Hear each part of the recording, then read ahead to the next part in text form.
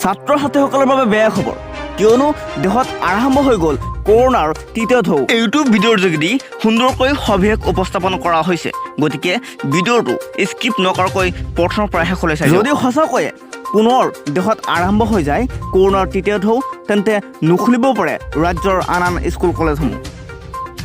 দেশত কৰোনাৰ তৃতীয় ঢৌৰ আশংকা, গুৰুতৰ ৰোগীৰ বাবে বিশেষ গোট গঠনৰ আহ্বান ISCCMৰ। Indian society for critical care মেডিচিনে শনিবাৰে কেন্দ্ৰীয় চৰকাৰক প্ৰশিক্ষিত কৰ্মচাৰীৰে সজ্জিত আৰু সম্পূৰ্ণৰূপে কাৰ্যক্ষম গুৰুত্বপূৰ্ণ ৰোগী যত্ন গোট স্থাপন কৰিবলৈ অনুৰোধ জনাইছে। আৰু কোভিডৰ তৃতীয় ঢৌৰ আশংকাতে এই অনুৰোধ জনোৱা হৈছে বুলি জানিব দিছে। আৰু এই অধিৱেশনখনত 450ৰো অধিক চিকিৎসক, বিশেষজ্ঞ, নাৰ্ছ আৰু টেকনিচিয়ানে অংশগ্ৰহণ কৰিছিল।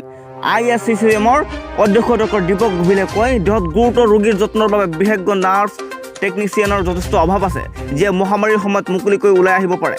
তেওঁ কয় যে সাধাৰণ মানুহৰ বাবেও এনে সুবিধা সুলভ কৰাটো অতি জৰুৰী।